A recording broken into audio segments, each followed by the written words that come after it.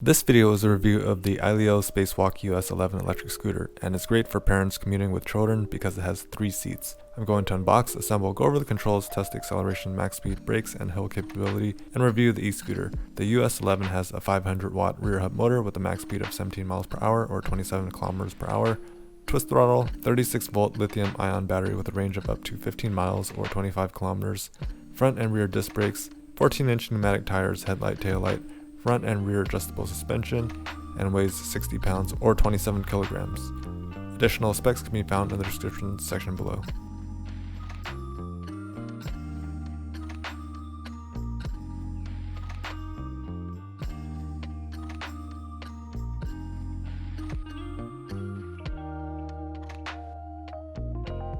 This is the box that it came in. This was everything inside the box. I took all of the foam and zip ties off. Inside we have the scooter itself. Appears to be a seat. Here's the front wheel. Here's another seat and another seat. There's also some wrenches outside of this box, and inside this box we have the user guide. Looks like there's more nuts and bolts. There's more tools. We have a pair of footrests, another pair of footrests, reflector, and the charger. There's also a rear and front fender right here. Here's the user guide. You can pause at any time to see this in detail.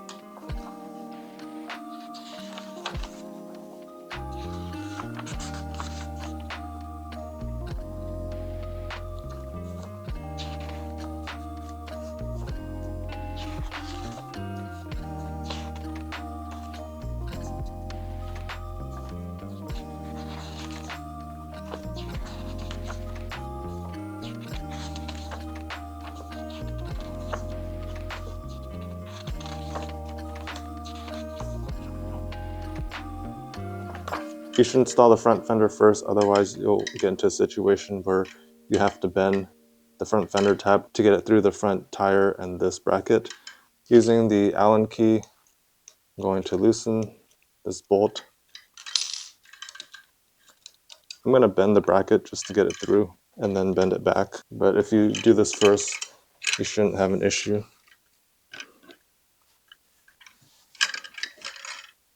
Then we're going to take our headlight. We're going to feed the bolt with the 2 washers through the headlight bracket and the front fender bracket and screw it back into the frame.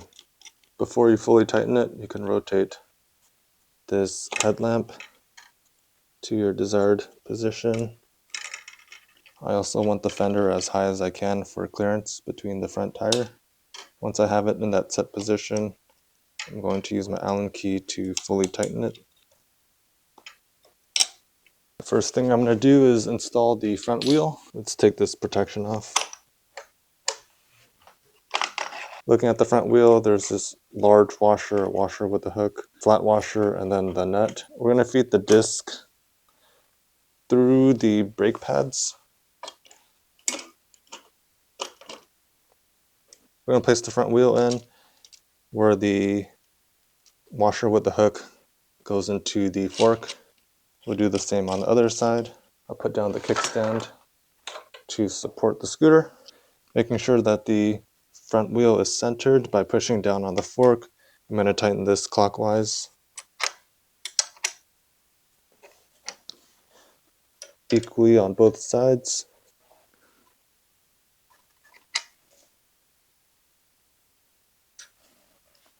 Coming down here, we're going to take the bolts off on both sides. We're going to feed the bolt with the 2 washers back through the fender and then tighten it. And we'll do the same on the other side. Next, we're going to put the folding mechanism in. So we'll take this, and if it's too tight, you can use an Allen key to loosen this bolt right there.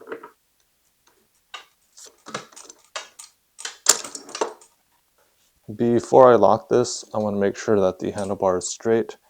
So turning the handlebar around, we have 2 bolts holding the handlebar bracket in place. Let's take these off. Let's put the handlebar in place with the levers facing forward. Put this bracket back on and tighten it. You can also stand over the scooter and make sure that this is at a comfortable angle before fully tightening it.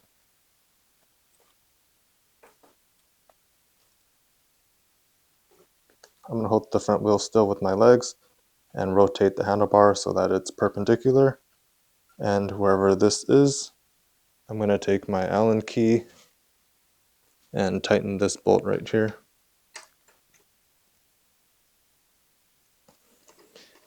And the way this folding mechanism works is that you pull the handlebar straight up and then you can push this in.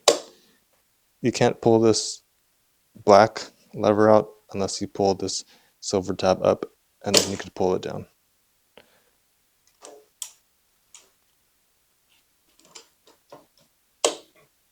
Next, I'm going to install the foot pegs. I'm going to take these bolts out, and these are directional. Usually you want them folding in.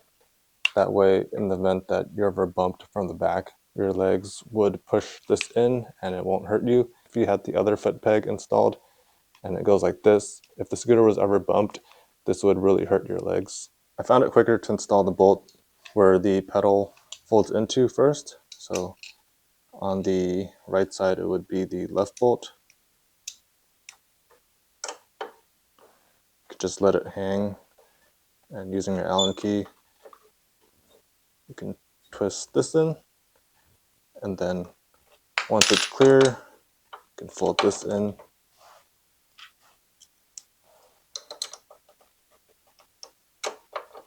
Using the short side, tightening it as hard as you can. Next, I'm going to install this front seat by lining up the holes on this bracket to the ones that are here. Using the bolts that were provided, I'm just going to start off with one of them. For the bottom, we'll use the flat washer and the locking nut. I use the 10mm wrench to hold the bolt down in place on the bottom, and then use the Allen key on top to fully tighten it. And I'll repeat it for the other three. Let's put the main seat in. You can pull this lever and then feed the seat in, and then pull this back to tighten it. If it's still too loose, you can pull this back out, turn this side clockwise. If you can't get enough leverage on this side, you can use pliers, or you can rotate the other side. When you tighten it, the seat should not move at all. In order to install the rear rest, there is a screw that you need to loosen. Let me show you where it is. If you look underneath here, it's the screw right here that you need to loosen. The Phillips head screwdriver that it came with did not fully sit in here, so when I was turning it, it wasn't actually spinning. I had to use a different screwdriver. Once you loosen that screw, this just slides back and this can come out. If you look on the frame, you can see the grooves that it goes into, and then it slides forward. There's 4 holes. I'm going to use the one that's furthest from the bracket. It seems the most stable. We're going to take our bolts with the washer. We're going to use another flat washer and then the locking nut on the bottom. Same thing on the other side. And it looks like we can do one more back here. Similar to the front seat, I'm going to use the wrench to hold the locking nut in place and then tighten it on top. Let's put this back in place, slide it forward, and then I'm going to tighten it back in.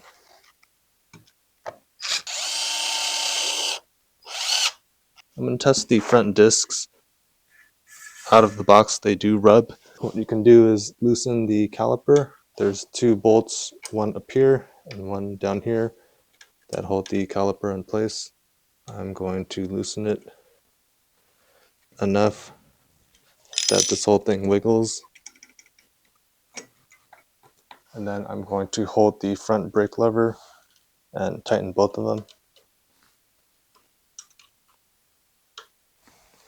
And then release the front brake lever and then test it again. Ideally, the disc would be centered between the brake pads. so it's still rubbing, so I have to do some fine tuning. I'm going to loosen the bottom so that the lower part of the caliper can just pivot ever so slightly, and then loosen the top a lot. Eyeballing between the brake pads, I want to center the disc, so I'm going to push the top until it's centered, and then tighten it.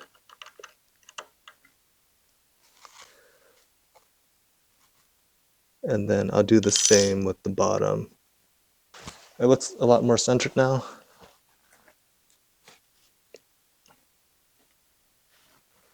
Okay, let's test it out now. And it's no longer rubbing. You also want to inflate the tires between 35 and 45 psi. The charging port is right here. Pull this piece of rubber up and then plug this end of the charger in there and the other side into the outlet. There's an LED that should turn red when it's charging, and then it'll turn green when it's fully charged. Let's take a look at the handlebar. The controls seem pretty basic. We have a grip here. We have the front brake lever. There's switches for the headlight and horn. Here we have the display. We have the slot for the key. Here is the rear brake pedal, twist throttle, and a grip. To turn this on, we put the key in. There are two by the rear brake line. Let's turn this clockwise. The display looks fairly simple. It just has the battery level, and that's all that I see. There's no gears. I'm going to lift the rear wheel and twist the throttle. And the motor is going, and I don't see any speed indicator. This just turns it on and tells you the battery level. It's pretty simple. And then this is the headlight. There's people sleeping, so I don't want to use the horn. With the headlight on, this tail light turns on as well, and if you press the brake lever, it gets brighter. If you turn the headlight off, the brake light still works. And then to turn it off, you turn the key. We're going to test the acceleration max speed of the scooter. It's very simple. There's no pedal assist level, there's just one gear. So let's go.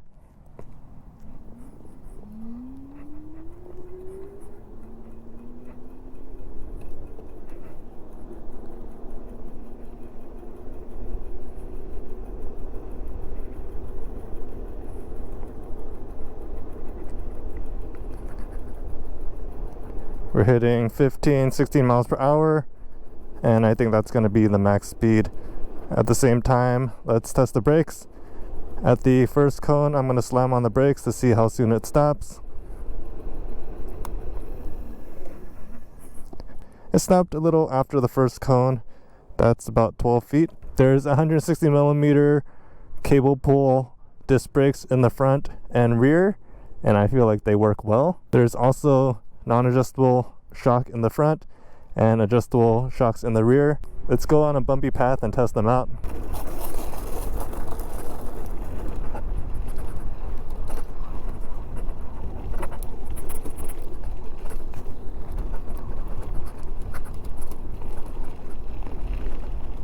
The phone flipped down, but the entire time we're going 14 miles per hour, which is pretty good considering that the road was bumpy. Now we're going to go up a slight incline, and let's see how the scooter handles the hill. We're hitting 12 miles per hour. It's going down to 9, 10. It's saying we're hitting 8. It's struggling quite a bit. We're at 7. So I think hills more than 15-20% grade, it's going to have some difficulty. As the slope is decreasing, we're getting back to 15 miles per hour. We're hitting 16 on this slight incline or downhill. 17, and that's about it. The steering is very sharp. It doesn't take much of a turn of the handlebar to move the front wheel, as you can see. So if you turn the handlebar too fast, you might lose balance and flip the scooter over. I want to show you guys something. I'm pushing the handlebar front and back, and as you can see, there is quite a bit of flex on this tube and this bar right here. But because the scooter doesn't go more than 15 miles per hour, it seems relatively safe. That's just something that I noticed. There also seems to be cruise control. I held the throttle for about 8 seconds and then I let go of it, and it's still holding the speed steadily. As you can see, I'm not twisting the throttle, and to get out of it you need to pull the brake lever. Moving on to the review of the Spacewalk US-11, what I like most about this electric scooter is that it has 3 seats. I haven't reviewed any other scooter that has 3 seats, and this is great for parents who need to take their kids to school or who need to run and get some groceries. You can fit a child in the back, you can sit in the middle, and then you can have another child in the front. It's also nice that they have these foot pegs that collapse, and there's ones for the passenger in the rear as well. For the individual sitting in the middle, you can put your feet on this board right here. There's also a handlebar for the child in front, and then a backrest for the child in the back. I like how there is a shock on the front fork. There's adjustable suspension on the rear as well. The front and rear have cable pull disc brakes, and the rear motor is 500 watts that goes up to 15 miles per hour. There's also a headlight, a horn, and a tail light. The controls are very basic. You just put the key in the ignition, turn it on, and then twist the throttle. There's no gears, it just goes. The handlebar also folds, so you can save a little bit of space that way. The tires are pneumatic, meaning they're air-filled, and they're 14 by 2.125 inches, meaning that it provides a pretty smooth experience when you're riding. And then the scooter has a weight limit of 330 pounds combined for all 3 passengers. In terms of suggestions, it would have been nice if this went more than 15 miles per hour, if it could go 18 or 20 miles per hour. But maybe the manufacturers want to be more cautious, especially if there's children on the scooter. And then going uphill, more than 15-20% grade, the motor started to struggle. So if the motor could be more powerful, especially if you had more weight on it with 2 more children, the scooter might struggle a little bit, especially if you're going uphill. Because the controls are so basic, it only tells you the battery level.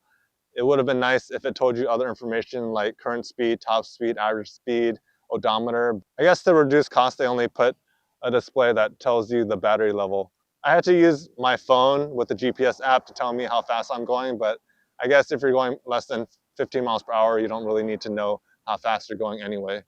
Other than that, I don't have any complaints.